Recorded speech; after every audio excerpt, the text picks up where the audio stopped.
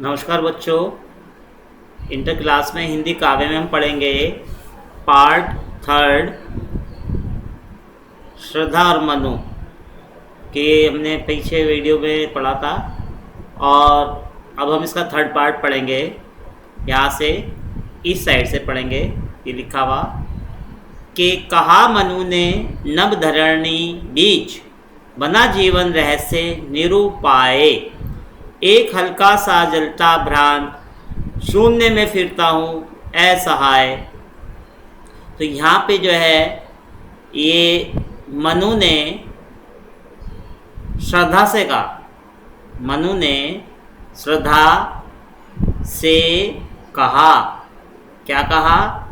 तो इस पंक्ति में हम ये देखेंगे कि रहस्य माने होता है, रहस्य का अर्थ है पहेली। रहस्य का अर्थ है पहेली। और नभ माने आकाश, उल्का माने टूटा हुआ तारा। उल्का माने टूटा हुआ तारा। भ्रांत माने इधर उधर। भ्रांत माने इधर उधर। ऐसा है माने बिना किसी सहारे के। बिना किसी सहारे के। तो प्रस्तुत पंक्ति में श्रद्धा ने मनु से पूछा कि परिचय पूछते, और इस पर मनु ने अपनी दयनीय स्थिति के बारे में उनको अपना परिचय दिया। श्रद्धा को मनु अपना परिचय श्रद्धा को देते कहते हैं कि पृथ्वी और आकाश के बीच में इस नीरव सुनसान स्थान पर मेरा एकाकी जीवन पहेली बना हुआ है और उसे सुलझाने का कोई उपाय नहीं है। मैं इस निर्दय स्थान में अकेला और जलता हुआ, वेदना से जलता हुआ, निसहाय इधर उधर भटक रहा हूँ। शून्य में फिरता हूँ निसहाय। तब उन्होंने कहा, तब यहाँ पे श्रद्धा ने मनु ने पूछा। अब मनु ने श्रद्धा से पूछा। मनु ने श्रद्धा से पूछा।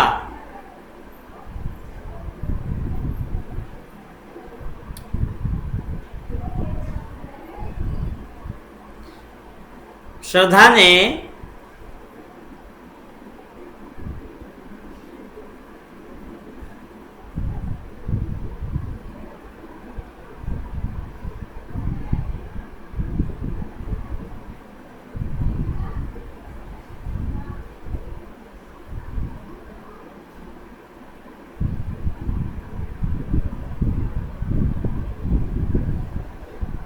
श्रद्धा ने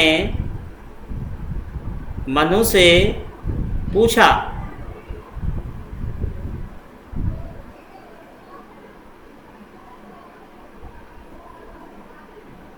क्या पूछा? कौन हो तुम बसंत के दूत, बिरस पतझड़ में अति सकुमार, घन तिमिर में चपला की रेत, तपन में शीतल मंद बयार।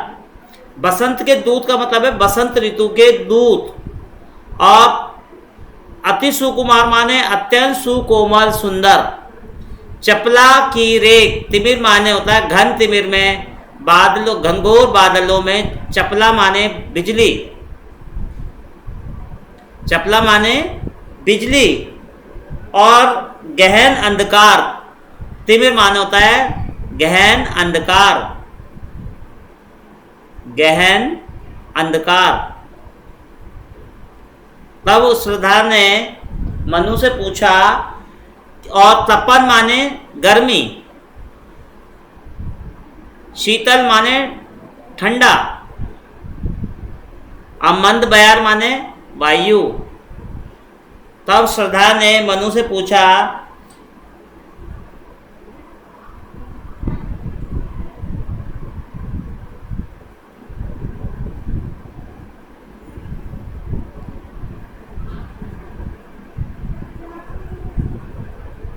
कि उन्होंने कहा कि इस प्रकार से एक जलता हुआ तारा टूटकर किसी आशय के आकाश में उधर उधर भटकता रहता है। अपना परिचय देने के बाद मनु श्रद्धा से प्रश्न करते कि हे सुकुमार अंगों वाली, तुम कौन हो? और अचानक निर्जन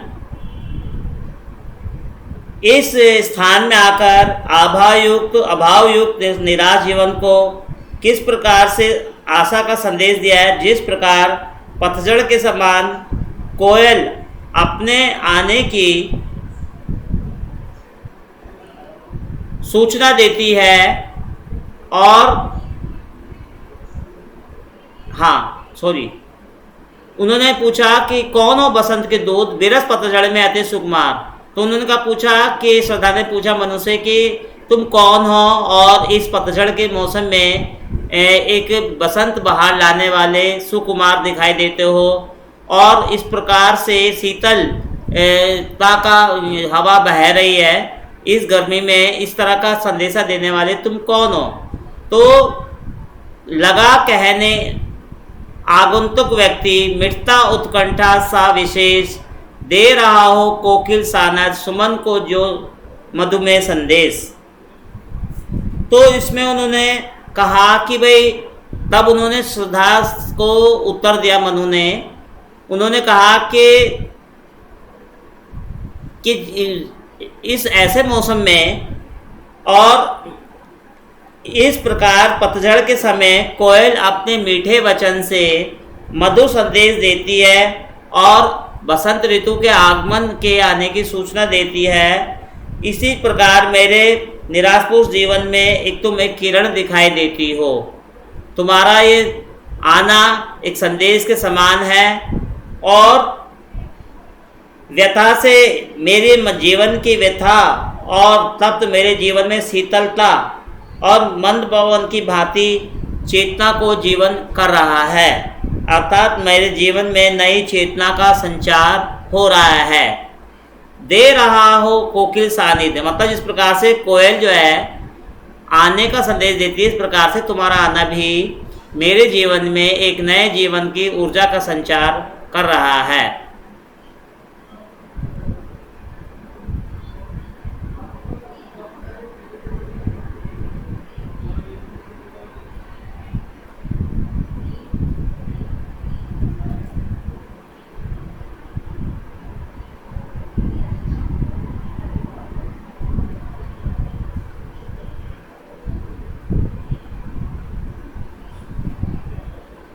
भरा था मन में नव उत्साह, सीख लूँ ललित ज्ञान कला का ज्ञान। वो कहते हैं कि मेरे मन में नए उत्साह है और मैं चाहता हूँ कि एक ललित कला का ज्ञान भी सीख लूँ। इधर रहे गंधर्वों के देश पिता की प्यारी संतान। तो उन्होंने कहा कि मैं गंधर्व देश से हूँ और अपने पिता की प्यारी संतान हूँ, प्यारी संतान। तो इस प्रकार श्रद्धा के पूछने पर मनु ने अपने परिचय दिया कि मैं अपने जीवन के प्रति हताश निराश हो गया हूँ। और मनु ने श्रद्धा से इसके फिर से पूछा कि वह कौन है। तो इसी के बारे में यहाँ पे उन्होंने अपना परिचय देते हुए कहा कि मनु के पूछने पर अभी कुछ देर पहले ही आने वाले व्यक्ति का नाम श्रद्धा था। उसने अपने विषय में सब कुछ जानने के लिए विशेष रूप से उत्कंठित मनु की जिज्ञासा शांत करने के लिए अपना परिचय देना शुरू करा। उनकी मधुर वाणी ऐसी लग रही थी मानो कोयल आनंद में भरकर फूलों को मधु में वसंत के आने के संदेश दे रही हो, है नी। और उन्होंने कहा ऐसी मधुर वाणी से श्रद्धा कहती है कि मेरा युवा मन नवीन उत्साह से परिपूर्ण है, जिससे मेरे मन में ललित कलाओं का ज्ञान सीखने की उत्कंठा जागी है। सीख लूँ ललित कला का ज्ञान, है नी। और इसलिए मैं उन ललित कलाओं गायन वादन नृत्य आदि को सीखने के लिए गंधर्व के देश में निवास करती हूँ। श्रद्धा ने बताया मनु को कि मैं गंधर्व देश की कन्या हूँ, पिता की प्यारी संतान और अपने पिता को से अत्यंत प्रेम करती हूँ। दृष्टि जब जाती हिमगिरी और प्रसन्न करता मन अधीर, धरा की यह सिकुड़न भयभीत, आह कैसी है, क्या है पीर। बड़ा मन और चले ये पैर, शैल मालाओं का श्रृंगार, आंखों की भूख मिटी ये देख, आहा कितना सुंदर संभार। शैल माला, यहाँ पे पीर का मतलब है पीड़ा। पीर का अर्थ क्या है? कष्ट या पीड़ा। हिमगिरी माने पर्वत मालाएं, पर्वत मालाएं जो बर्फ से ढकी हुई हैं, बर्फ से ढकी हुई, जो बर्फ से ढकी हुई है। अधीर माने उतावलापन, धरा माने धरती, धरा माने धरती। आह कैसी है ये पीर। तो दृष्टि माने नजर। श्रद्धा मनु को बताती है कि उसके प्रकार वे किस प्रकार पहुंची है। श्रद्धा कहती है जब मेरी दृष्टि इस उमाल्य पे पड़ती है तब इसके संदर्भ में विस्तार से जानने के लिए मेरे मन में अनेक प्रश्न मुझे परेशान कर देते हैं। प्रसन्न करता मन अधीर, लिखा ना, मेरे मन को परेशान कर देते हैं। पृथ्वी की सिकुड़न के समान मन को भयभीत करने वाले इस उठे हुए हिमालय का आखिर रूप क्या है। धरा की ये सिकुड़न भयभीत, आहा कैसी है ये के पीर। और इसमें निवास करने वाले लोगों की पीड़ा, दुख, दर्द क्या है, इस प्रकार के अनेक प्रश्न मेरे मन में लगातार उठ रहे हैं। श्रद्धा आगे कहती है कि जब मुझे प्रश्नों का कोई समाधान नहीं मिला तब मेरे मन ने निश्चय किया कि क्यों ना इस हिमालय क्षेत्र में घूमकर इस विषय में जाना जाए। इसलिए मेरे पैर इस पर्वतमालाओं पर आगे की ओर बढ़ गए। हिमालय में घूमते हुए मैंने उसके अनुपम सौंदर्य का पान जी भर कर किया और इससे के दर्शन से मेरे आंखों की भूख मिट गई। आंखों की भूख मिटी ये देख, अर्थात इस हिमालय की सुंदरता को देखकर मेरा मन भर गया। आहा कितना सुंदर संभार। तो श्रद्धा कहती है मनु से, संभार माने संपूर्ण, कि ये हिमालय पर्वत का जो क्षेत्र है कितना संपूर्णताओं से भरा हुआ है, कितना सुंदर है, कितना विशाल।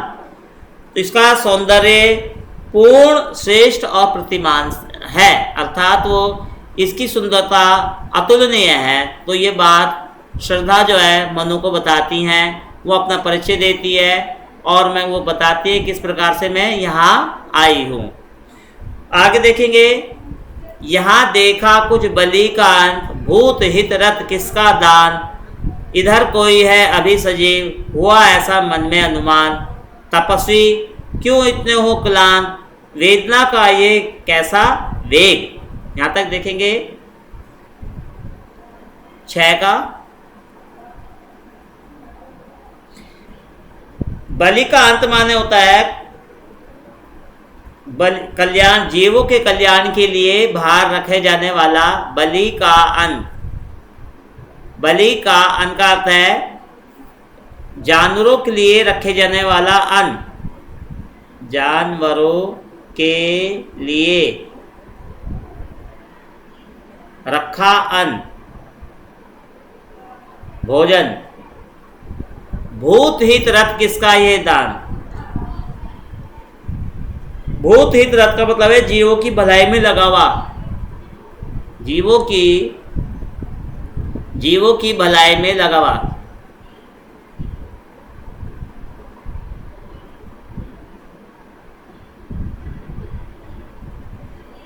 सजीव, अभी सजीव माने जीवित, अनुमान माने विचार, तपस्वी हे मान तपस्वी, क्लांत माने थके हुए।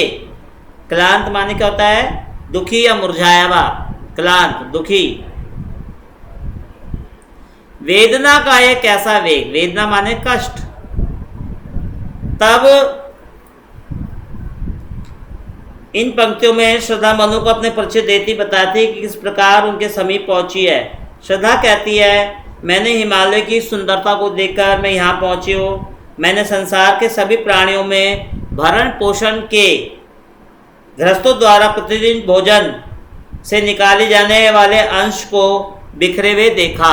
अर्थात जब मनुष्य खाना खाता है तो वो पशुओं को भी खाना देता है, तो श्रद्धा बताती कि मैंने उस अन्न को बाहर बिखरे हुए देखा, बलि का अन्न जो लिखा है। और इस प्रकार हे तपस्वी, तुम्हें देखकर मेरी समझ में नहीं आता कि तुम इतने थके हुए, उदास और मुरझाए हुए मन से क्यों दिखाई देते हो। तुम्हारे मन में इतनी तीव्र वेदना क्यों है, तुम इस जीवन से इतने निराश क्यों हो, जबकि तुम सब प्रकार से सक्षम एक दृढ़ पुरुष हो, स्वस्थ पुरुष हो, फिर आपके जीवन में इतनी समस्याएं और इतना रहस्य क्यों है, आपका मन क्यों मुरझाया हुआ है। ये बात उन्होंने उससे, श्रद्धा जी ने मनु से पूछी। तो बच्चों यहाँ पे जो है, यहाँ पे अलंकार प्रश्नात्मक अलंकार है। यहाँ पे प्रश्न पूछे जा रहे हैं। श्रद्धा मनु से पूछती है, फिर मनु श्रद्धा से पूछते हैं, एक दूसरे का परिचय पूछते हैं। तो यहाँ पे जो शैली है प्रबंधकात्मक शैली है, काव्य सौंदर्य में देखेंगे। और भाषा शुद्ध साहित्यिक खड़ी बोली है। कैसी बोली है? शुद्ध साहित्यिक खड़ी बोली। तो बच्चों हम जो है आज इतने ही इसी वीडियो में पढ़ेंगे, फिर आगे की वीडियो में हम देखेंगे। ये चैप्टर थोड़ा बड़ा है, थोड़ा थोड़ा देखेंगे। धन्यवाद।